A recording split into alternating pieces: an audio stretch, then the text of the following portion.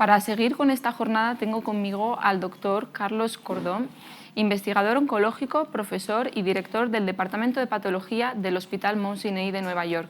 Carlos, bienvenido, gracias por estar con nosotros. Muchísimas gracias por la invitación, encantado de estar en un programa tan importante y de una divulgación en un área como 8. Gracias. A usted por confiar en nosotros y por darnos la oportunidad de hablar un poquito. Trabaja en la intersección un poco entre inteligencia artificial y oncología. ¿En qué punto estamos realmente? ¿Promesa o realidad? Ahora acabamos de ver un ejemplo que la verdad apunta maneras, pero ¿qué nos puede decir desde su experiencia? La inteligencia artificial nos va a ayudar muchísimo, sobre todo en áreas como han estado explicando en la última conferencia, en donde algunas de las labores que hace el médico pueden estar suplementadas o aumentadas por lenguajes que se pueden sintetizar, por toda una serie de tecnologías que van a ayudar que el ser humano y el médico hagan más el papel de médico, de empatía, de poder hablar con el paciente, de no tener que despistarse en tomar notas, sino que sea una cosa más interactiva.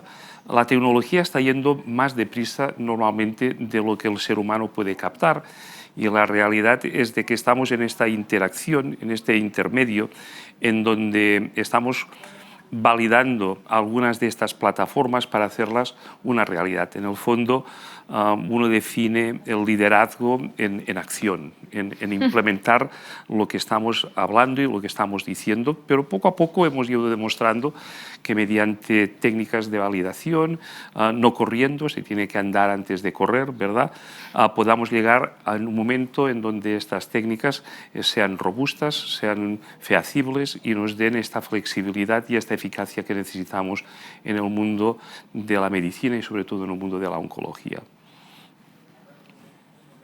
Desde su experiencia, ¿cuáles son las aplicaciones de la inteligencia artificial donde se está viendo un impacto más inmediato y más tangible en el cuidado del paciente oncológico?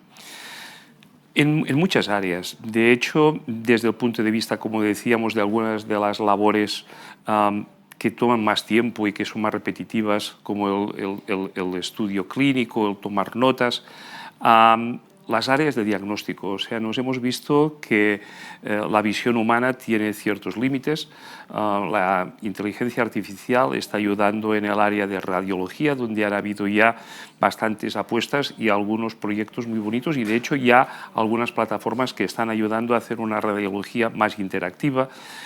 También en anatomía patológica y en patología en general estamos empezando a hacer algoritmos que toman muchos datos y trasladan estos datos a conocimientos reales. Y con estos conocimientos podemos hacer un diagnóstico más precoz, más preciso, y poder tener un aspecto no solamente de diagnóstico, sino también de pronóstico y de riesgo. Y más recientemente en un área desde el punto de vista ya de tratamiento, en donde la inteligencia artificial ha sido capaz de hacer módulos virtuales intentando identificar dianas terapéuticas nuevas y nuevos modelos incluso de fármacos que están orientados mediante el modelaje que hace la inteligencia artificial, y de hecho uno de los últimos premios Nobel ha sido gracias a esta interacción humana con la inteligencia artificial, dándonos algunos nuevos medicamentos que están en parte favorecidos por esta interacción. O sea, que de alguna manera la inteligencia artificial nos está ayudando a avanzar en la medicina personalizada, ¿no?, que tanto aspiramos a llegar a ella. Evidentemente. Y los seres humanos tenemos miedo a los cambios, no nos gustan los cambios. Tengo un gran amigo psiquiatra que dice que el único cambio que el ser humano acepta es cuando somos bebés y nos cambian el pañal, ¿verdad? Sin embargo, tenemos que ser valientes y entender de que en general, a lo largo de la historia, todas estas modificaciones han sido avances que nos han permitido avanzar juntos hacia una medicina que va a ser más personalizada, que va a ser más proactiva, que va a ser también no solamente de diagnóstico, sino de premonición y de una apuesta predictiva.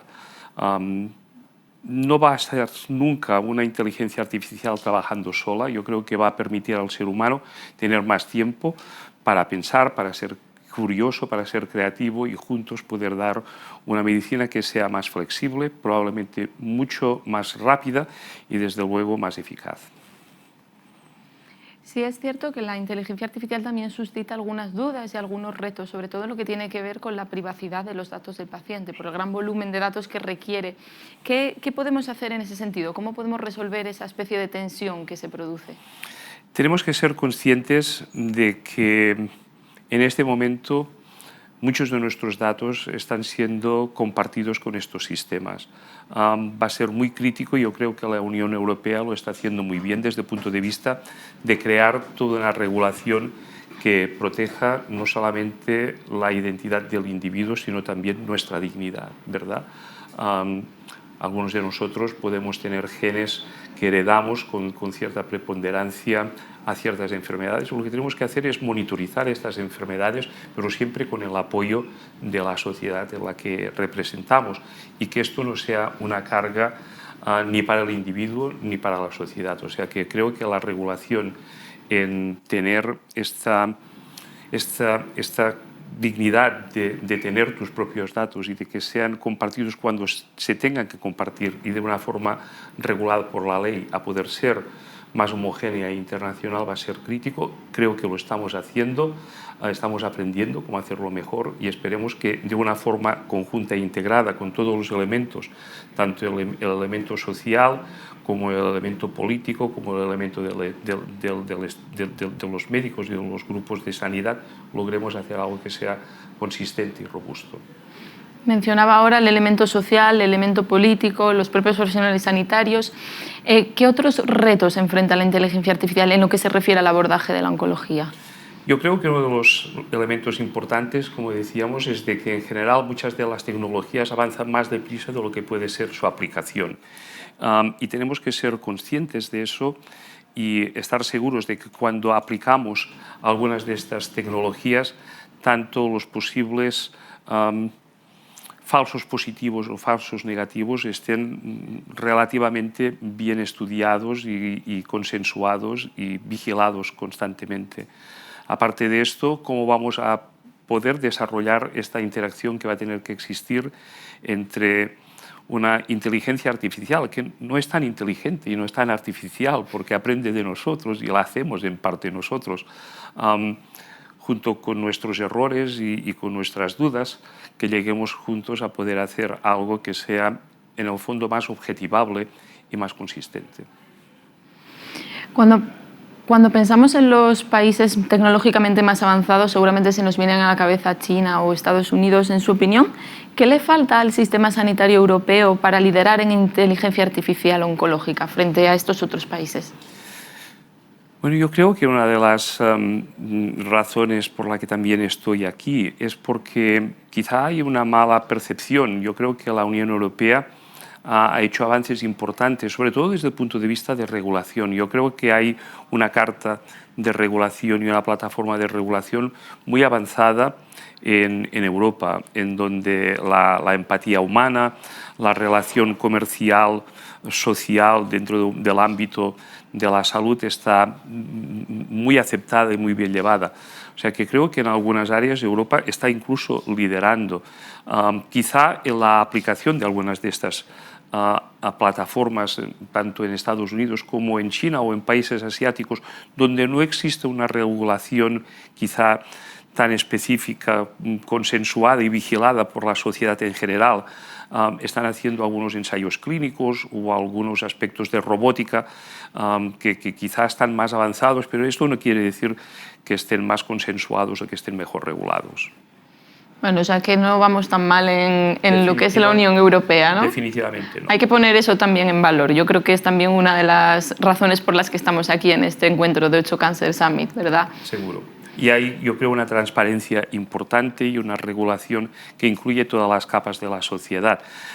Tendríamos que quizá dejar la política un poco más aparte y dejar que los grandes grupos, tanto del cuerpo médico como las mismas asociaciones de pacientes con cánceres, tengan una voz y tengan una silla en la mesa redonda donde todas estas gestiones se van a desarrollar en un futuro.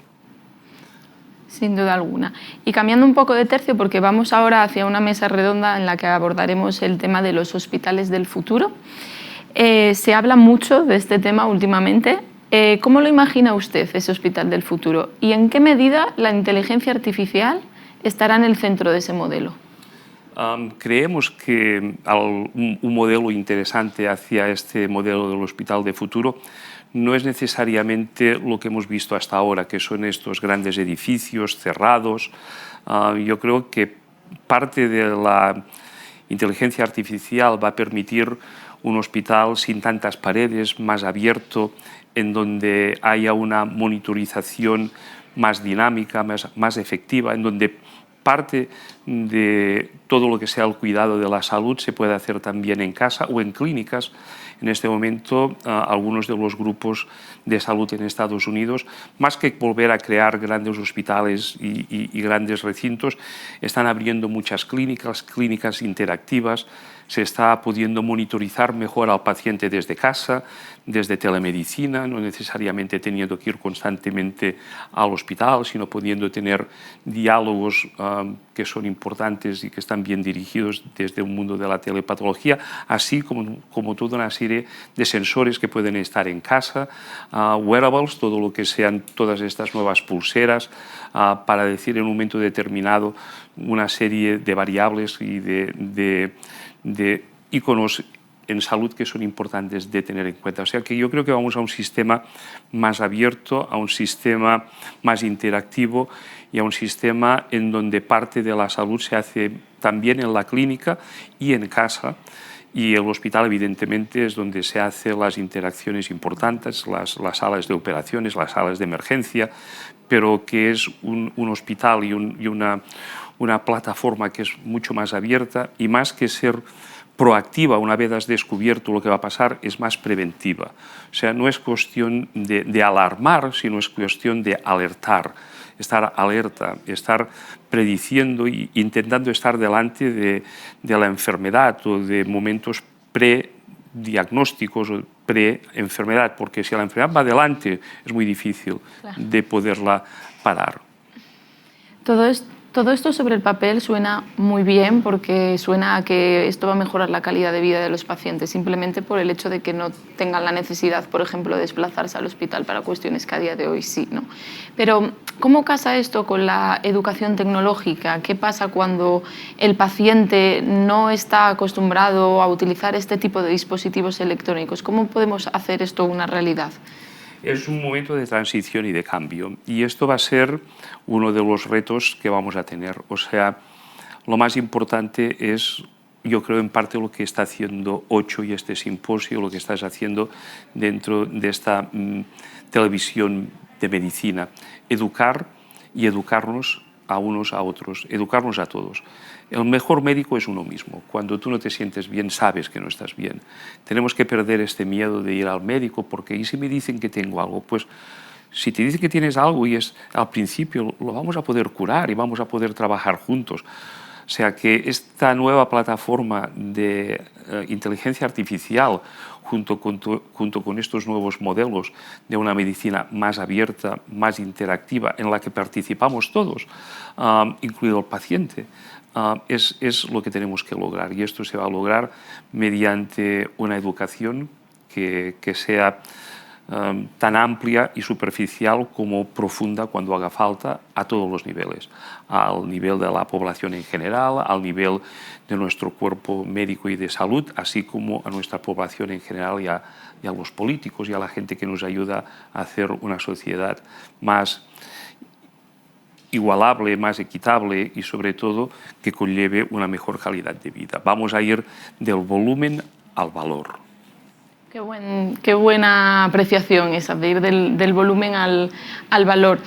No sé si algunas de estas cosas ya están ocurriendo, si hay algún ejemplo que pudiéramos traer a la mesa del 8 Cancer Summit, como para que los espectadores que nos están siguiendo desde RTV Play y desde el canal de YouTube de Medicina Televisión se hagan una idea de lo que estamos hablando.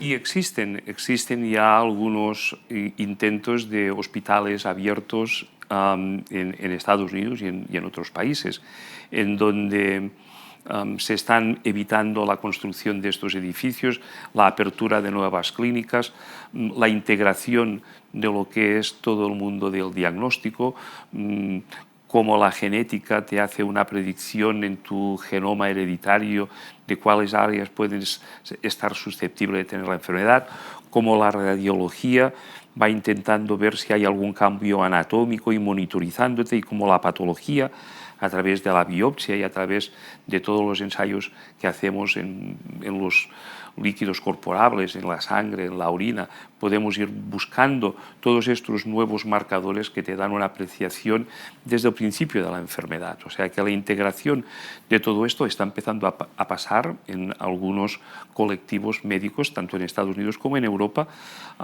Quizá un ejemplo todavía no existe para decir esto quizá tiene que ser un prototipo, pero yo creo que en los siguientes años van a empezar a aparecer estos prototipos.